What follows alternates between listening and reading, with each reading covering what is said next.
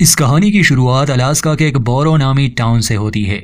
ये टाउन एक ऐसे इलाके में आबाद था जब सर्दियों का मौसम आता है तो 30 दिनों के लिए यहाँ सूरज नहीं उगता, बल्कि 30 दिन के लिए ये टाउन अंधेरे में डूबा रहता है। यहाँ की आबादी ज्यादा नहीं, बस 500 के करीब लोग हैं। ये साल में सिर्फ एक बार ही होता है। तो हमें दिखाया जाता है कि इसी टाउन के करीब एक समुद्री जहाज कहीं से आया है। फिर हम एक आदमी को देखते हैं, एक अजनबी जो इस टाउन में आता है। आज आखिरी दिन था और कल से 1 महीने वाली लंबी रात शुरू हो जाएगी। हर साल जब ऐसा होता है तो कुछ लोग छुट्टियां मनाने कहीं और चले जाते हैं और कुछ यहाँ रह जाते हैं। आज के दिन भी सभी लोग तैयारियों में लगे थे। इसी टाउन का एक शेरिफ था जिसका नाम एबन है। वो और उसका साथी बिली वो टाउन से बाहर आए थे क्योंकि इन्हें कुछ जले हुए सेलफोन मिले थे। पहले तो इन्हें लगा शायद ये किसी की शरारत हो सकती है, मगर सेलफोन का जलाना ये इन्हें समझ नहीं आता। भला कोई क्यों ऐसा करेगा। खैर, इस बात पर ज्यादा ध्यान ना देते हुए ये दोनों टाउन में वापस आ जाते हैं क्योंकि इन्हें तैयारी करनी थी। टाउन में भी काफी लोग यहाँ से जाने वाले थे। खैर, सभी काफी व्यस्त थे। इन्हें ये पता भी नहीं चलता कि कोई टाउन के सभी कुत्तों को बेरहमी से मार देता है। एबन टाउन में ही था। बो नामी आदमी जो जनरेटर के लिए फ्यूल ले जा रहा था, उस समय गाड़ी से फ्यूल लीक हो रहा था, इसलिए एबन उस पर फाइन लगाता है, जो कि बो को बिल्कुल अच्छा नहीं लगता। खैर, ठीक उसी समय एबन को कुत्तों वाली रिपोर्ट मिलती है। अब इससे पहले कि वो उन मरे हुए कुत्तों को देखने जाता, हमें स्टेला नामी एक लड़की दिखाई जाती है। स्टेला असल में एबन की एक्स वाइफ है। वो बोरो टाउन में अपने किसी काम से आई थी, मगर उसने एबन को नहीं बताया था और आज ही उसे यहाँ से निकलना था, क्योंकि अगर आज वो नहीं गई तो 30 दिनों के लिए वो इस अंधेरे में फंस जाएगी। वो अपनी कार में थी और एयरपोर्ट की तरफ जा रही थी। वो समय पर पहुंच सकती थी, मगर एक हादसा हो जाता है। एक डिच ड्रिलर उसके कार से टकरा जाता है। खुशकिस्मती से स्टेला को तो कुछ नहीं होता, मगर उसकी कार बुरी तरह से डैमेज हो जाती है। इसलिए स्टेला एबन को कॉल करती है और उससे मदद मांगती है। खुद एबन तो उसकी मदद के लिए नहीं आता, मगर वो अपने साथी बिली को भेज देता है। बिली अपनी पूरी कोशिश करता है कि वो समय पर स्टेला को एयरपोर्ट पहुंचा दे, मगर फिर भी उसे देर हो जाती है और आखिरी जहाज ने उड़ान भर ली थी। इस बात से स्टेला परेशान हो जाती है कि अब वो 1 महीने के लिए यहाँ इस टाउन में फंस गए। खैर, अब कोई दूसरा रास्ता भी तो नहीं था।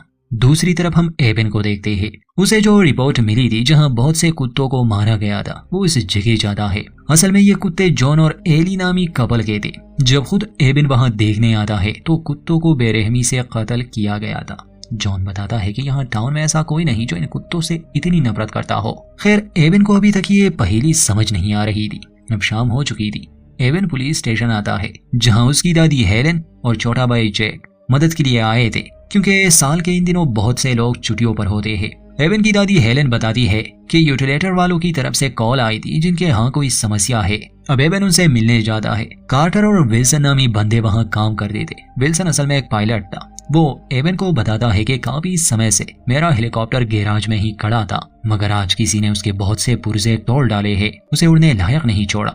अब सबसे शुरू में हमें जो आदमी दिखाया गया था वो अजनबी जो इस टाउन में आया था। वो डाइनर में बैठा शराब की मांग कर रहा था, मगर वहाँ काम करने वाली औरत उसे कहती है कि साल के इन दिनों हम किसी को भी ड्रिंक नहीं देते सर, ये खतरनाक है। फिर वो कच्चे मांस की मांग करता है। ये आदमी बड़ा ही अजीब था और इसकी बातें इससे भी अजीब। खैर, एबिन वहाँ आता है तो उसे इस आदमी पर शक हो जाता है। वैसे भी अब टाउन में अजीब सी घटनाएं घटी, इसे तो अरेस्ट कर ही लिया जाता है। थोड़ी देर बाद हमें गस नामी आदमी दिखाया जाता है जो अपने ट्रेलर में था। उसे बाहर कुछ शोर सुनाई दिया। जब वो टॉर्च लिए बाहर चेक करने आता है, उसके आसपास अजीब से लोग थे जो अचानक से इस पर हमला कर देते हैं और इसका खून पी लेते हैं। दूसरी तरफ फैक्ट्री वर्कर्स जिन्होंने अपना काम पूरा कर लिया था वो घर आ रहे थे। उन पर भी अचानक से हमला होता है। वो 2 आदमी थे और एक औरत। दोनों आदमियों को वही खून पीने वाले राक्षस अंधेरे में खींच लेते हैं और ये औरत जिसका नाम डेनिस था, ये किसी तरह भागने में कामयाब हुई। वहाँ एबन उस अजनबी को जेल में डाल देता है। वो उससे पूछताछ करता है, मगर वो साफ साफ कुछ नहीं बताता। उसकी बातों से ऐसा लग रहा था जैसे यहाँ के सभी लोग मरने वाले हो। इतने में लाइट भी चली गई और अब टेलीफोन कनेक्शन भी टूट गया। इसके बाद एबन को जमीन पर खून दिखाई दिया और जब वो उसका पीछा करता है तो उसे गस का कटा हुआ सर मिलता है। वो घबरा गया, इसलिए वो यहाँ रुके लोगों के पास आता है और सभी को कहता है कि अपने अपने घरों में रहो, बाहर मत निकलना। अगर किसी के पास जनरेटर नहीं है तो वो डाइनर में जाए, वहाँ जनरेटर है। पुलिस स्टेशन में एबन की दादी हेलन, उसकी एक्स वाइफ स्टेला और छोटा भाई जैक थे और सेल में कैद था वो अजनबी। अब टाइम पास के लिए ये लोग खेल खेल रहे थे। मगर वो अजनबी इन सभी को डराने की कोशिश कर रहा था। जैक को गुस्सा आता है और वो उसकी तरफ प्लास्टिक का एक टुकड़ा फेंक देता है कि खामोश रहो। इन्हें फंसाने के लिए वो अजनबी कहता है कि ये तुमने बहुत अच्छा किया, अब मैं इसकी मदद से जेल तोड़ दूंगा। जैक थोड़ा ना समझता, इसलिए वो उसकी तरफ भागता है ताकि वो टुकड़ा ले सके, मगर अजनबी उसे पकड़ लेता है। स्टेला गन निकालती है और उसे धमकाती है कि इसे छोड़ दो, मगर इतने में एबन खुद वहां पहुंच चुका था। वो अजनबी के कंधे को शूट कर देता है और उसे सलाखों से बांध देता है। टाउन में पहले से ही डर का एक माहौल बना हुआ था क्योंकि यहाँ आए थे पिशाच। ये अजनबी बस एक ही बात दोहराए जा रहा था कि तुम सब मरने वाले हो, और वो यहाँ आ चुके हैं। मौत का खेल शुरू हो चुका है। स्टेला और एवन को लगता है कि शायद यहाँ पर कोई सीरियल किलर है, इसलिए दोनों कार में बैठते हैं और उस मुजरिम को पकड़ने निकल जाते हैं। ये दोनों टाउन से काफी दूर आ चुके थे। एक जगह इन्हें कुछ महसूस होता है। ये कार रोकते हैं और बाइनोकुलर से देखने की कोशिश करते हैं। स्टेला को कुछ दिखाई दिया, इसलिए वो एवन से कहती है कि हमें अभी यहाँ से निकलना होगा। जैसे ही दोनों गाड़ी में बैठ जाते हैं, ये टाउन की तरफ जाने लगे, मगर एक पिशाच इनकी गाड़ी पर हमला कर देता है। एवन उस पर गोली चलाता है, मगर पिशाच पर उसका कोई असर नहीं होता, इसलिए स्टेला ब्रेक लगाती है। किसी तरह इन्हें उस पिशाच से छुटकारा मिल गया। ये टाउन आते हैं तो वहाँ के हालात बुरे थे। गाड़ियों में आग लगी थी, लाशें थी। पुलिस स्टेशन से हेलन इनसे संपर्क कर दी है। जब एवन और स्टेला वहां पहुंचते हैं, ना तो हेलन वहां थी ना ही जैक, बस वहां पर खून था। ये देखकर एवन और स्टेला को बहुत बुरा लगता है। वो अजनबी अभी भी सेल में बंद था। उस समय एवन उसके पास आता है। वो उसे मारने वाला था क्योंकि वो कहता है कि मैंने उनकी मदद की, मैंने उनके लिए रास्ता बनाया। स्टेला एवन को रोकती है कि इसे मत मारो, इससे कुछ हासिल नहीं होने वाला,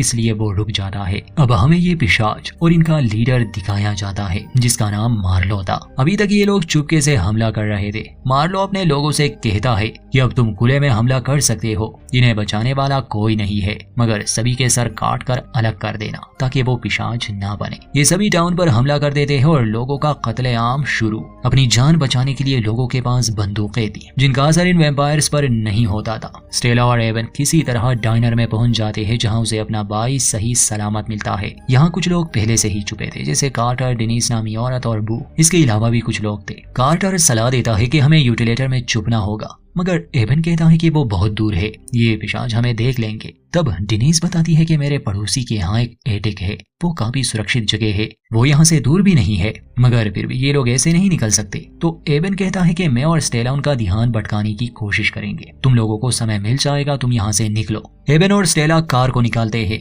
मगर पिशाच काफी तेज थे, वो इन्हें देख लेते हैं। वो इतने ताकतवर थे कि इनकी गाड़ी को उलट देते हैं। अब वो इन्हें मारने की कोशिश भी कर रहे थे। स्टेला सिर्फ एक को ही मारने में कामयाब हुई जब वो उसका सर उड़ा देती है। तभी वो उनकी मदद के लिए आता है। उसके पास बड़ी गाड़ी, इसलिए कुछ वैम्पायर्स को वो कुचल देता है। वो एवन और स्टेला को बचा लेता है। अब जैसे कि डेनिस ने उस एटिक के बारे में कहा था कि वो सुरक्षित है, तो ये सच था। ये बाकी बचे लोग वहां बना लेते हैं। शायद इन्हें काफी दिन यहाँ रहना था, इसलिए ये प्लानिंग करते हैं। इन्हें खाना चाहिए था और इन्हें बारी बारी पहरा भी देना था। मर्लिन और आयरिस उस अजनबी के पास पुलिस स्टेशन जाते हैं। असल में उसने इन वैम्पायर से एक सौदा किया था, अगर वो इनकी मदद करेगा तो वो इसे भी अमर बना देंगे, मतलब कि वो भी एक पिशाच बन जाएगा। अब कहानी की शुरुआत में जब कुत्तों को मारा गया था या पावर काट दी गई थी, ये सब इसी आदमी ने किया है, मगर इसे इनाम देने के बजाय मर्लिन और आयरिस इसे मार देते हैं, इसका खून पी लेते हैं। खैर, समय गुजरता है और हमें 6 दिन बाद की कहानी दिखाई जाती है। ये पिशाच यहाँ बचे इंसानों को ढूंढते थे और उनका खून पीते। सिर्फ कुछ लोग ही थे जो इनसे बचे हुए थे, जैसे Stella, Evan, Carter, Dennis, John, Bo, Wilson और उसके पिता। पिछले 1 हफ्ते से ये सभी एटिक में छुपे हैं। ये राशन पर गुजारा कर रहे हैं और बारी बारी पहरा देते हैं। मगर विल्सन के पिता, जिसकी तबीयत ठीक नहीं थी और हाल ही में उसकी पत्नी भी मारी गई, कभी कभी वो उसे याद करता था और ये लोग नहीं चाहते थे कि वो शोर मचाए। ये लोग बाहर शोर सुनते हैं। जब स्टेला बाहर जाती है तो असल में वो पिशाच आसपास के घरों की तलाशी ले रहे थे। इनमें से कुछ कहते हैं कि इससे पहले कि ये हमें ढूंढ ले, हमें कहीं और जाना होगा, कहीं और छुपना होगा। एवन सबको सलाह देता है कि हम ऐसे नहीं निकल सकते, मगर जब तूफान आएगा तब हमें मौका मिल जाएगा, हम यूटिलेटर में छुप जाएंगे। 7वें दिन क्रिस्टीन नामी एक लड़की जो अब अकेली रह गई थी, वो बाहर आती है और मदद के लिए आवाजें देती है। ये आवाजें एटिक में छुपे लोग भी सुन लेते हैं। एवन देखता है कि बहुत से पिशाच उसे मारने के लिए बढ़ रहे हैं। काफी लोग एवन से कहते हैं कि हमें उसे बचाना चाहिए। खैर, जॉन और एवन बाहर जाते हैं, मगर वो समय पर क्रिस्टीन को नहीं बचा पाते। वो बेचारी शिकार बन जाती है और तो और अब जॉन को भी काट लिया गया था, इसलिए वो भी पिशाच में बदल जाता है। वो एबन को मारने की कोशिश करता है तो मजबूरन एबन को अपने बचाव में उसे ही मारना पड़ता है। एबन आजमा का मरीज भी था। जब तक वो एटिक में पहुंचता उस पर आजमा का अटैक हो चुका था। खैर स्टेला उसकी काफी मदद करती है। मर्लिन जब जॉन की लाश देखता है तो उसे शक होने लगा कि यहाँ लोग छुपे हैं। खैर कुछ देर बाद एटिक में स्टेला की बारी थी पहरा देने की, मगर वो सो जाती है। विल्सन के पिता मौका समझकर वहां से जाने की कोशिश करते हैं, मगर विल्सन उसे देख लेता है। स्टेला और विल्सन उसे रोकने और समझाने की बहुत कोशिश कर रहे थे। खैर वो उसे मना तो लेते हैं। वो वॉशरूम जाना चाहता था। काफी देर हो जाती है और वो बाहर नहीं आता। जब ये लोग दरवाजा खोलकर अंदर जाते हैं तो विल्सन के पिता खिड़की से भाग चुके थे। स्टेला विल्सन को रोकने की कोशिश करता है, मगर विल्सन नहीं मानता। वो अपने पिता को ढूंढने निकल जाता है। ये शोर सुनकर घर में एक पिशाच आ जाता है। स्टेला और एबन एटिक में छुप जाते हैं। बाहर विल्सन था। वो अपने पिता को पुकार रहा था। घर के अंदर जो पिशाच आया था, आवाज सुनकर वो बाहर आ जाता है और विल्सन को मार देता है। एबन इस सब के लिए बहुत गिल्टी फील कर रहा था कि मैंने उनकी कोई मदद नहीं की, मगर स्टेला उसे शांत करती है कि इसमें तुम्हारी कोई गलती नहीं। अगले दिन तेज बर्फबारी होती है। इन्हें एक भी पिशाच नजर नहीं आता, इसलिए ये लोग उस एटिक से निकल जाते हैं क्योंकि इनके पास भी राशन खत्म होने वाला था। ये लोग पहले तो मार्केट जाने वाले थे ताकि वहां से खाना ले और फिर ये यूटिलेटर में बाकी के दिन गुजारने वाले थे। ये सुपरमार्केट तो पहुंच जाते हैं। काफी खाना था वहाँ, मगर वहाँ एक छोटी वैम्पायर बच्ची इन पर हमला कर देती है। खैर किसी तरह ये लोग तो उसे खत्म कर देते हैं। खासकर जैक उसे मारता है और इसके बाद जैक ट्रॉमेटाइज हो जाता है। खाना ये लोग ले लेते हैं, मगर मुसीबत ये थी कि अब तूफान थम चुका था। इसका मतलब कि ये लोग ऐसे बाहर नहीं जा सकते। इन्हें इंतजार करना था और ऐसे करते करते 18 दिन गुजर जाते हैं। अब यहाँ रहना खतरे से खाली नहीं था क्योंकि पिशाच हर इमारत की तलाशी ले रहे थे और इन्हें किसी ऐसी जगह छुपना था जहाँ वो पहले देख चुके हो। अब की बार भी इन्हें ध्यान भटकाना था। ये लोग पुलिस स्टेशन जाने वाले थे। एबन कहता है कि पिशाच सूरज की रोशनी बर्दाश्त नहीं कर पाते। हेलेन जो एबन की दादी थी वो यूवी लाइट की मदद से पौधे उगाती थी। तो एबन कहता है कि अगर मैं इन्हें उस घर तक ले जाऊं तो शायद यूवी लाइट्स की वजह से मैं इन्हें मार सकूं। खैर एबन इन वैम्पायर्स का ध्यान भटकाता है और बाकी सभी पुलिस स्टेशन की तरफ भागते हैं। अल्ट्रावायलेट रोशनी की मदद से वो उनमें से आयरिस को मार देता है, मगर वो होशियार थे। वो पावर काट देते हैं। एबन बाकी बचे लोगों को वॉकी टॉकी पर बताता है कि वो अपनी जान बचाए, मगर बू डिच ड्रिलर लेके फिर से एबन की मदद करने आता है और इस बार वो काफी वैम्पायर्स को कुचल देता है। अंत में वो एक ब्लास्ट भी करता है, मगर मर्लिन के हाथों वो मारा जाता है। एबन पुलिस स्टेशन सही सलामत पहुंच गया, मगर कार्टर बताता है कि मैंने ये बात अभी तक सबसे छुपाई थी। मार्केट में उस बच्ची ने मुझे जख्मी कर दिया था, मतलब कि वो भी जल्दी वैम्पायर में बदलने वाला है। तो वो एबन से कहता है कि अच्छा यही होगा, तुम मुझे पहले से ही खत्म कर दो। एबन ये करना तो नहीं चाहता था, मगर बाकी सबकी सुरक्षा के लिए मजबूरी थी, इसलिए वो उसे एक रूम में ले जाता है और मार देता है। बाकी सभी काफी घबराए हुए थे। अब 27 दिन गुजर जाते हैं। ये लोग खुद को जिंदा रखने में यहाँ तक तो कामयाब रहे।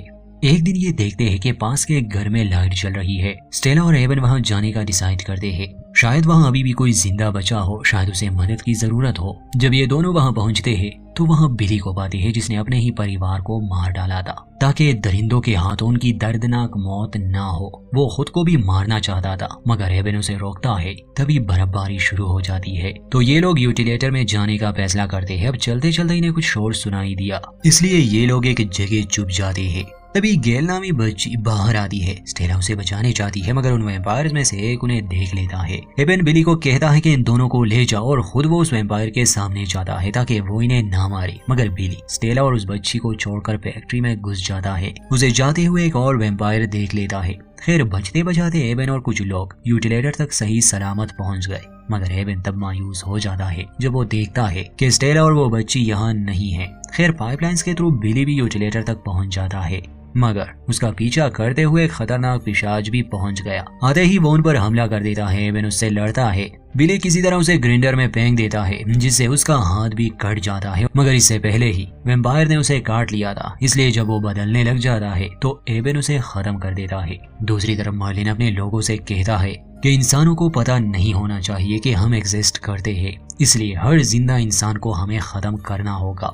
अब 30 दिन पूरे होने वाले थे और फिर सूरज उगेगा, जिसके साथ ही ये वैम्पायर्स या तो खत्म हो जाएंगे या उससे पहले ही भाग जाएंगे। बाद में एबन की स्टेला से वॉकी टॉकी पर संपर्क होता है। स्टेला और वो बच्ची एक कार के नीचे छुपे थे और सभी को बस कुछ समय के लिए खुद को जिंदा रखना था। सुबह होने वाली थी। एबन देखता है कि वैम्पायर्स उसी की ओर बढ़ रहे हैं। वो इंतजार नहीं कर सकते थे, इसलिए वो पूरे टाउन को आग लगा देते हैं ताकि जो लोग छुपे हैं वो बाहर आए। अब अगर स्टेला बाहर नहीं आती तो वो जल जाएगी, अगर आती है तो इन वैम्पायर्स के हाथों मारी जाएगी। अब एबन को तो कुछ करना था, इसलिए वो एक सिरिंज लेता है और बिली के खून को खुद में इंजेक्ट करता है। वो अपने भाई को अलविदा कहता है और स्टेला को बचाने बाहर आता है।